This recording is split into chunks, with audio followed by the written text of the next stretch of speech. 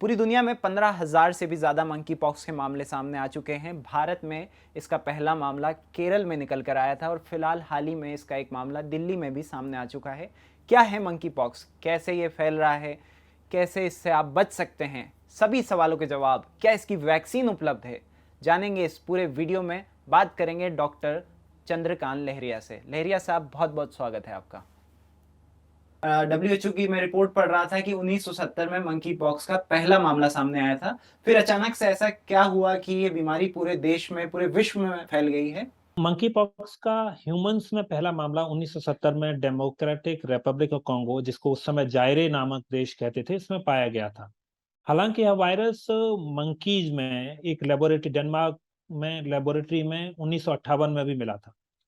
फिर जब 1970 में पहली बार मिलने के बाद इस वायरस के केसेस नियमित रूप से आते रहे, लेकिन वो केसेस सीमित रहे थे अफ्रीका में 11 देशों में, जिनको एंडेमिक कंट्रीज कहा जाता है। ये सेंट्रल और वेस्ट अफ्रीकन देश थे जहां पर यह वायरस लगातार रूप से मिलता रहा। पहली बार वायरस पर दुनिया का ध्यान गया 2003 में, जब यूनाइटेड स्टेट्स में कुछ इंपोर्टेड केस रिपोर्ट किए गए। लेकिन अधिकतर समय यह वायरस अफ्रीका के उन 11 देशों में, जिनको एंडेमिक कहते हैं, वहां पर मिलता था और दुनिया का इस पर ध्यान नहीं गया। फिर 2017-18 में नाइजीरिया में एक आउटब्रेक स्टार्ट हुआ और साथ में यूके, इजराइल और में भी कुछ केसेज मिले। 2021 में मंकी पॉक्स के यूनाइटेड स्टेट्स में फिर केसेज मिले। लेकिन आज से पहले और इस साल से पहले कभी भी मंकी पॉक्स एंडेमिक कंट्रीज के बाहर इतने बड़े रूप से नहीं फैला। यह पहली बार ऐसा हुआ है कि कई देशों में यह मामले उभर कर आए हैं। क्यों ऐसा हुआ, इसके बारे में हम आगे भी विस्तार से चर्चा कर सकते हैं। फिलहाल मैं कहूंगा कि अ, स- उनमें से एक मुख्य वजह यह है कि जब सारी दुनिया का ध्यान कोविड-19 पर रहा और साथ ही कोविड-19 को हैंडल करने के लिए सर्वेलेंस सिस्टम में सुधार किया गया, तो कुछ हद तक यह कहा जा सकता है कि जो इम्प्रूव डिजीज सर्वेलेंस सिस्टम है, कि जिसमें बीमारियों को जल्दी से जल्दी पहचाना जा सके, उस वजह से भी हो सकता है मंकी पॉक्स के अधिक केसेज मिले हैं। सर, जैसा कि आपने अभी अफ्रीका की बात करी, तो मैं पढ़ रहा था कि अभी वेस्ट अफ्रीकन वेरिएंट है और एक सेंट्रल अफ्रीकन वेरिएंट है, और अभी पूरे वर्ल्ड में वेस्ट अफ्रीकन वेरिएंट फैला हुआ है। क्या क्या सिम्टम्स हैं सर इससे, और कैसे बचा जाए? पॉक्स का वायरस है, ऑर्थोपॉक्स विरिडी फैमिली का वायरस है, जिसमें स्मॉल पॉक्स भी आता है, जिसको चेचक की बीमारी फैलती है। यह डबल स्ट्रैंडेड डीएनए वायरस होता है। तो जैसे अन्य बीमारियां होती हैं, जो खासकर रेस्पिरेटरी बीमारियां, उनमें आरएनए वायरस होते हैं, बहुत सारे के प्रकार होते हैं, वैसा इस वायरस में नहीं है। इसमें सिर्फ दो इसके प्रकार हैं, इनको क्लेड्स बोलते हैं, West African and Central African. West African clade होता है, वो तुलनात्मक रूप से कम खतरनाक होता है।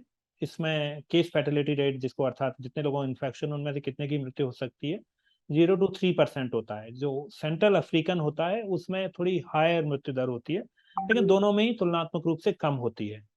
फिलहाल वेस्ट अफ्रीकन क्लेड सारी दुनिया में फैल रहा है और इनके क्लेड्स में इतना अधिक अंतर नहीं है। सिम्टम लगभग सभी दोनों ही क्लेड में एक जैसे आते हैं। व्यक्ति को बुखार होगा, शरीर में दर्द हो सकता है, बदन टूटना जैसा आ सकते हैं, लक्षण आ सकते हैं। साथ में जो मुख्य लक्षण है वो है पॉक्स मार्क्स होना शरीर पर, जो अलग अलग स्टेज में होते हैं। साथ में जो शरीर में गांठें होती हैं, लिम्फ लिम्फ ग्लैंड्स होती हैं, वो बढ़ जाती हैं। तो दोनों में सेम रहता है। लेकिन अच्छी बात यह है कि वेस्ट अफ्रीकन जो क्लेड है वो माइल्ड होता है, सिम्टम कम होते हैं और गंभीर बीमारी होने की संभावना नहीं है। और इसका उदाहरण इस बात में देखा जा सकता है कि अब तक करीब 16,000 मंकी पॉक्स के केसेज अफ्रीका के देशों के बाहर रिपोर्ट किए गए हैं। कुल मिला के 16,000 रिपोर्ट किए और गए अफ्रीका के चार देशों लोगों की में। मौत भी हो गई है सर। हाँ, वही उसी बात पर मैं आ रहा हूँ। तो अब तक जितने भी केसेज रिपोर्ट किए गए हैं, तो मृत्यु सिर्फ अफ्रीका रीजन में हुई है, नॉन एंडेमिक कंट्रीज में। अफ्रीका के बाहर अब तक कोई भी मृत्यु रिपोर्ट नहीं की गई है।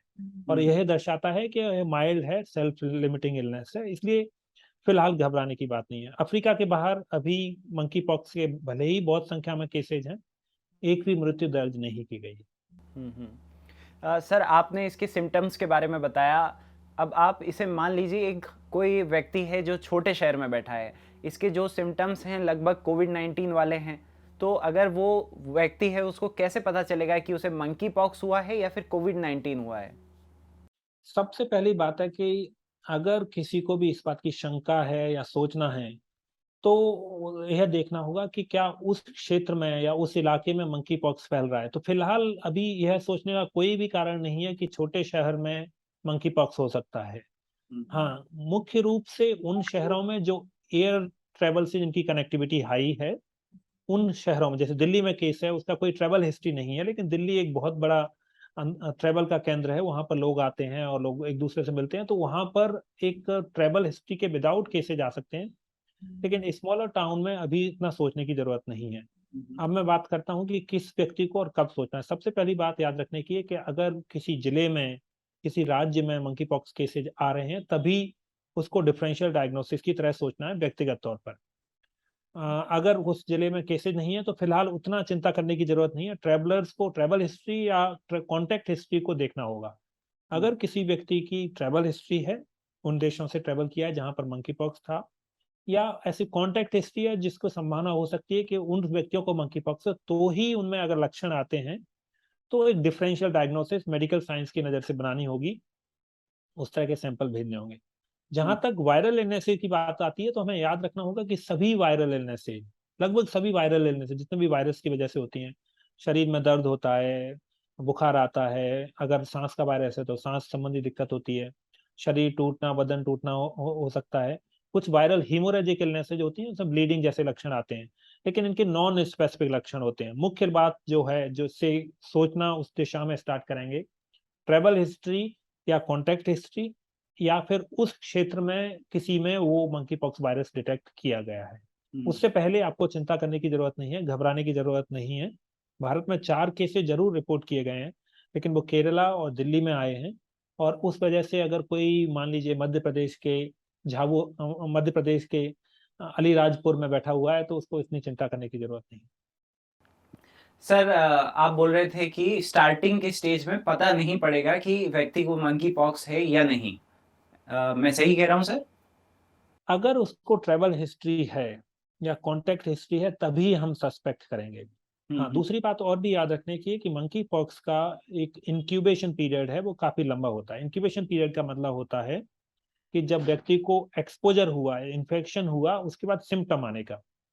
जैसे कोविड-19 में जो ओमिक्रॉन वेरिएंट आया था, उसमें सिम्टम 1.5 या 2 दिन बाद आने लगते थे, 2 दिन में सिम्टम आने लगते। उसी तरह से इस मंकी पॉक्स में औसतन 6 दिन से लेके 13 दिन होते हैं। वो 5 से 21 दिन हो सकते हैं, तो इसलिए काफी लंबा समय होता है सिम्टम आने में। तो उस समय तक नहीं पता चलेगा। लेकिन मैं एक और अच्छी बात बताना चाहता हूँ, जो दर्शकों और को काफी आश्वस्त करेगी, वो यह है कि जैसे कि कोविड-19 की बीमारी होती है, अगर व्यक्ति में लक्षण नहीं आ रहे हैं, तो भी उस व्यक्ति से दूसरे व्यक्ति को कोविड-19 या SARS-CoV-2 इन्फेक्शन हो सकता है। लेकिन मंकी पॉक्स में ऐसा नहीं है। मंकी पॉक्स में जब तक व्यक्ति को बुखार या अन्य लक्षण नहीं हो, तब तक वह व्यक्ति दूसरे व्यक्ति के लिए संक्रामक नहीं होता है। और इसी वजह से मंकी पॉक्स की बीमारी को पहचानना थोड़ा-सा आसान है, और जब पहचान लिया जाए तो उसके फैलाव को रोका जा सकता है। क्या क्या सर ये एयर में भी ट्रेवल कर सकता है ये वायरस? अब तक जो साइंटिफिक एविडेंस हैं, और वो पिछले 50 सालों से आए हैं, अफ्रीका में बीमारी 50 सालों से अधिक से है, वो बताते हैं कि यह बीमारी मुख्य रूप से कॉन्टैक्ट इलनेस है। कॉन्टैक्ट इलनेस का मतलब है जब तक किसी जो संक्रमित व्यक्ति है उससे स्किन टू स्किन कॉन्टैक्ट नहीं हुआ, बिल्कुल नजदीकी कॉन्टैक्ट नहीं होता है, तब तक वो नहीं हो सकता। तो कॉन्टैक्ट इलनेस से हो सकती है स्किन टू स्किन, या उसके बॉडी के सीक्रेशंस की वजह से हो सकती है। अभी इस पर वैज्ञानिक रिसर्च की जा रही है कि क्या ये एयरबॉर्न या ड्रॉपलेट के माध्यम से हो सकती है। इसको बिल्कुल ऐसा नहीं कहा जा सकता कि ऐसी संभावना नहीं है, यह संभव है। लेकिन मंकी पॉक्स के फैलने के मुख्य तरीके contact, skin to skin contact, या फ्लूइड जो बॉडी सीक्रेशंस हैं उनके कॉन्टैक्ट है। और एयरबॉर्न वाला मोड है, उसको अभी लगभग नगण्य के बराबर माना जाता है। सर आप स्किन टू स्किन की बात कर रहे हैं, मान लीजिए जैसे मेरे जैसे हजारों लोग रोजाना मेट्रो में ट्रेवल करते हैं। अब क्या इस वायरस के अगर ज्यादा फैलता है, जैसे कि दिल्ली में केस भी आ गया है, तो क्या हम एक बार फिर से देश में लॉकडाउन देख सकते हैं? इस बात की संभावना बिल्कुल नहीं है। इस वायरस का जो प्रसार का तरीका है वो close skin to skin contact है, और यही वजह से और दूसरा मुख्य वो बात याद रखने की है कि यह वायरस असिम्प्टोमेटिक, जो व्यक्ति बीमार नहीं है, जिसमें बुखार नहीं आ रहा, उनसे नहीं फैलता है। तो इन दोनों बातों को साथ में ध्यान रखें। तो मेट्रो में ट्रेवल करने, अगर आप व्यक्ति साथ में दूर खड़ा भी हुआ है या हल्का सा टच हो भी जाता है कपड़ों से, तो उसके माध्यम से इसके फैलने की संभावना बिल्कुल बहुत ही कम है। हम्म। कोविड का मामला अलग था, वो रेस्पिरेटरी इलनेस था, व्यक्ति असिम्प्टोमेटिक होकर भी फैला सकता है, एयरबॉर्न था, इस वजह से उसके केसेज अधिक आ रहे थे। मंकी पॉक्स में सबसे अधिक संभावना जो फैलने की होती है वो उन लोगों को होती है जो परिवार के सदस्य हैं हम्म। या जो पार्टनर्स हैं, किसी के भी स्पाउस या किसी अन्य पार्टनर के में हो सकती है। तो हम्म। मंकी पॉक्स के मरीज आने पर भी सबसे अधिक रिस्क उस परिवार के सदस्यों को है। अन्य लोगों को इसका खतरा या उसकी संभावना काफी कम है उसको व्यक्ति से फैलने की। सर एक सवाल मेरा ये भी है कि जो गे कम्युनिटी है और जो बाइसेक्सुअल हैं उनको इसका होने का ज्यादा खतरा है, इस बात में कितनी सच्चाई है? यह सच है कि फिलहाल जो मंकी पॉक्स के केसेज आए हैं कुछ देशों में, खासतौर से यूरोपियन देशों में, उनमें से अधिकतर man having sex with man, जिनको गे भी कहते हैं, में आए पाए गए। लेकिन यह बीमारी 50 साल पुरानी है और हम जानते हैं कि वायरस में इतना अधिक बदलाव नहीं हुआ है, तो कोई कारण नहीं है यह सोचने का कि सिर्फ गे या man having sex with man में फैलती है। ये बीमारी किसी को भी फैल सकती है। हम्म। अभी वैज्ञानिक और पब्लिक हेल्थ रिसर्चर इस बात पर काम कर रहे हैं कि क्यों फिलहाल यह बीमारी इस अभी जो फैल रही है वो इतनी अधिक एमएसएम में क्यों पाई जा रही है। हम्म। और कुछ तर्क यह हैं कि तो पहली बात, जो सेक्सुअल एक्टिविटी जो man having sex with man है, वो इसेंशियली वो क्लोज फिजिकल या person skin to skin contact भी होता है। तो भले ही वो सेक्सुअल एक्टिविटी एक जो इजीली पहचाने जाने वाला लक्षण है, बट मुख्य रूप से स्किन टू स्किन कांटेक्ट से यह बीमारी फैल रही है। हाँ, याद रखने की बात है कि स्किन जो लीजन्स होते हैं या पॉक्स मार्क्स होते हैं इसमें, वो मुख्य रूप से म्यूकोजल सरफेसेज पे होते हैं, तो वो चाहे ओरल कैविटी में हो या जेनाइटल एरिया में हो। और खासतौर से इस तरह के एरिया में अगर म्यूकोजल पॉक्स मार्क्स हैं, तो उससे क्लोज फिजिकल एक्टिविटी और सेक्सुअल एक्टिविटी के माध्यम से फैलने की संभावना रहती है। और यह एक कारण हो सकता है कि यह एलजीबीटीक्यू कम्युनिटी में अधिक पाई गई है, एक वजह तो यह है। दूसरा जो संभावना जताई जा रही है वह है बताती है कि जो एलजीबीटी क्यू कम्युनिटी होती है वो अपने स्वास्थ्य के बारे में काफी सजग होती है, तो उनका हेल्थ सीकिंग बिहेवियर है, वो जल्दी स्वास्थ्य सेवाओं के संपर्क में आते हैं। और संभव है कि इसीलिए उन शुरुआती केस इस कम्युनिटी में देखे गए हैं। लेकिन फिलहाल इस बात को कहने का कोई कारण नहीं है कि सिर्फ एलजीबीटी क्यू या गे या एमएसएम में ही फैलती है।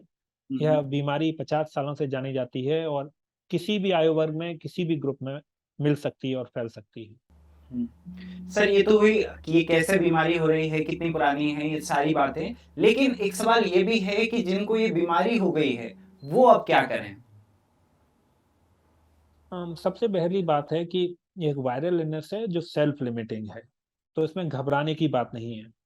बीमारी में बस एक ही चिंता होती है कि पॉक्स मार्क्स लग जाते हैं, होते हैं, बन जाते हैं, और इनको ठीक होने में थोड़ा समय लगता है, 3 से 5 सप्ताह का समय लग सकता है। तो व्यक्ति को थोड़ी असुविधा होती है।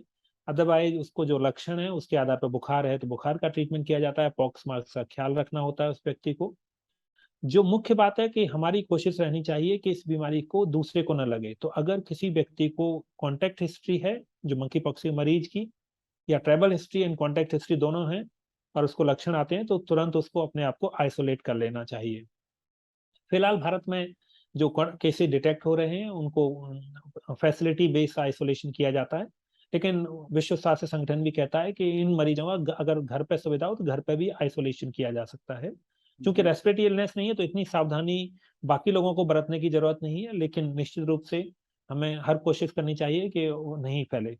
दूसरा जो सरकारों को करती हैं और जिसकी गाइडलाइंस आई हैं कि जो कॉन्टेक्ट्स हैं उस पर उस व्यक्ति के जिसको कंफर्म्ड मंकी पॉक्स केस है, उसको भी घर पर क्वारंटीन और रहने की सुझाव और सलाह दी जाएगी और अपने लक्षणों पर नजर रखना होगा।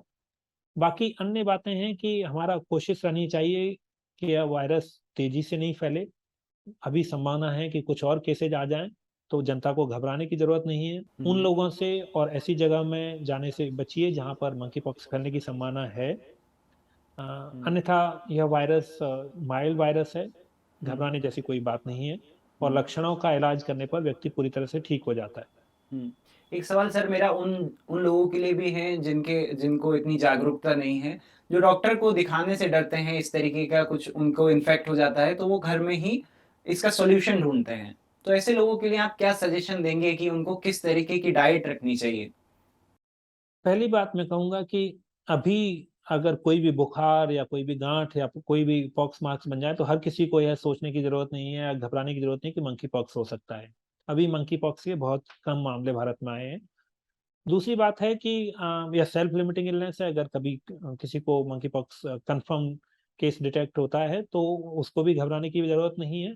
यह सेल्फ लिमिटिंग बीमारी है। हुँ, हाँ, मुख्य बात यह है कि उस व्यक्ति को आइसोलेट करना है, दूसरों का बचाव करना है। खाने हुँ, पीने की जहां तक बात आती है तो चाहे मंकी पॉक्स होने की संभावना हो या ना हो, एक हेल्दी एंड बैलेंस्ड डाइट किसी भी बीमारी से बचाती है।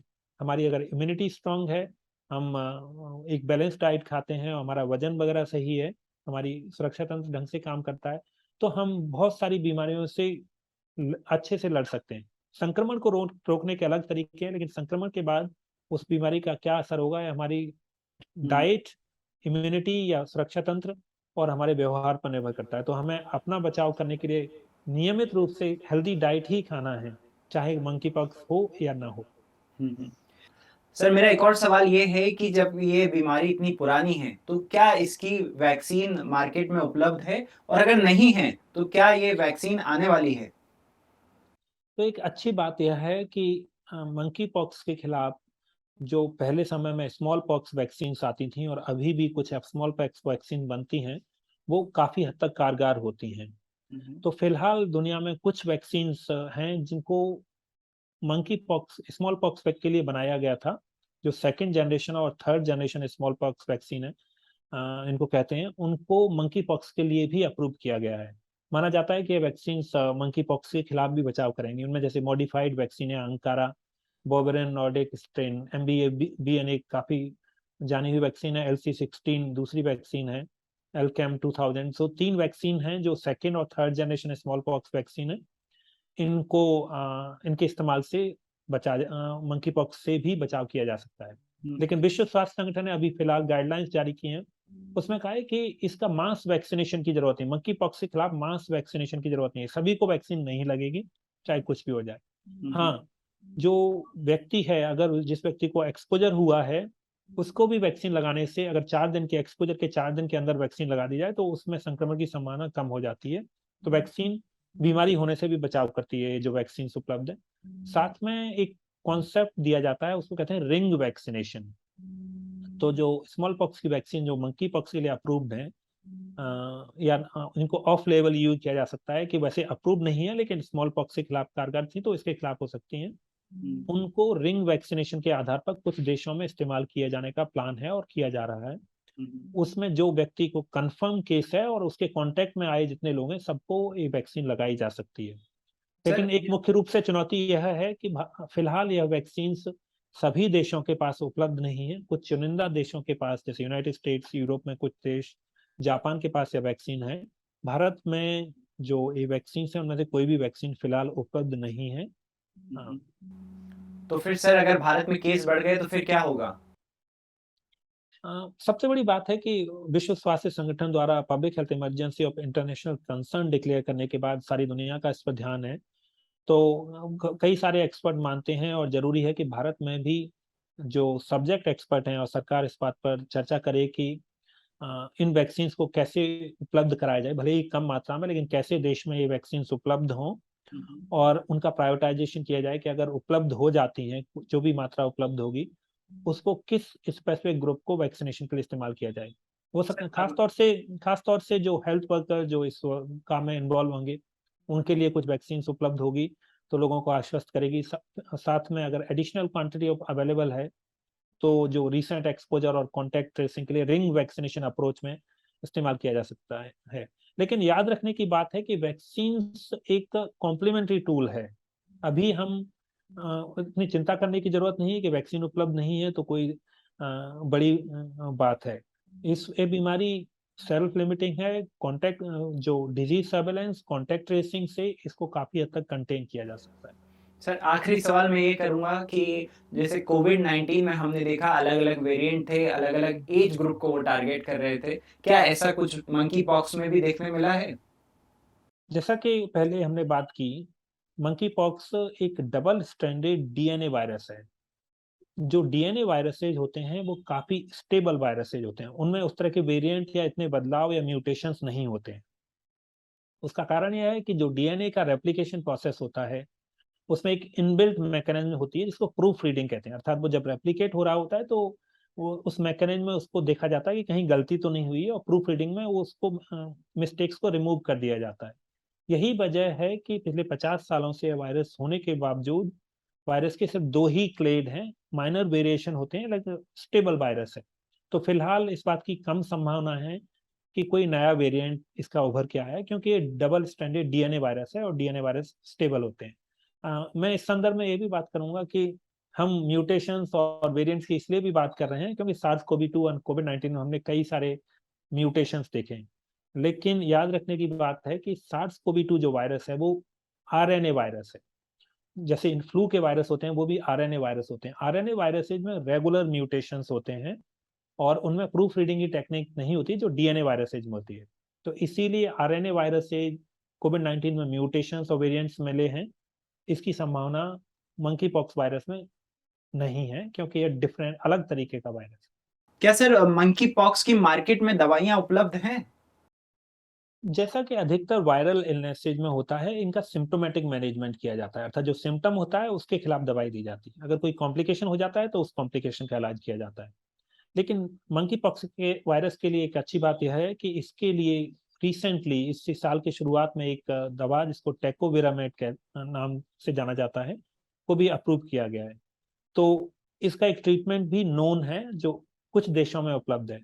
मुख्य चुनौती है कि सारे देशों के पास उपलब्ध नहीं है, लेकिन अगर दवा उपलब्ध है तो अब सरकारों की जिम्मेदारी और वैश्विक जो संगठन होते हैं उनकी जिम्मेदारी है कि सुनिश्चित करने की कि जिनको जरूरत हो या दवा उपलब्ध की जाए। भारत के कोई पास उपलब्ध है सर?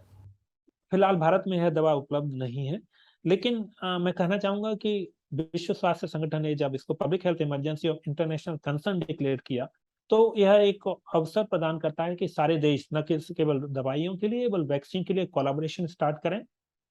इसके लिए सरकारें कदम उठाएं और कुछ मात्रा में दवाएं और वैक्सीन उपलब्ध हैं और ऐसे कदम किए जाएं जिससे इनकी उपलब्धता भी बढ़े। तो याद रखना होगा कि अगर दवा नहीं है तो उसकी उपलब्धता नहीं की जा सकती, लेकिन उपलब्ध है या किसी भी देश में तो कुछ कदम उठाने से यह सुनिश्चित किया जा सकता है कि वो नई सेटिंग्स में मिल जाए। तो मुझे लगता है कि भारत में भी सरकारों को वह कदम उठाने चाहिए जिससे वैक्सीन्स जो इसके खिलाफ कारगर है और साथ में जो प्रूवन मेडिसिन है उनकी उपलब्धता सुनिश्चित की जाए। द वायर के और वीडियोस देखने के लिए सब्सक्राइब करें और बेल आइकन पर क्लिक करें। स्वतंत्र पत्रकारिता की आर्थिक मदद करने के लिए डिस्क्रिप्शन में दिए गए लिंक पर जाएं और अपनी राशि चुनें।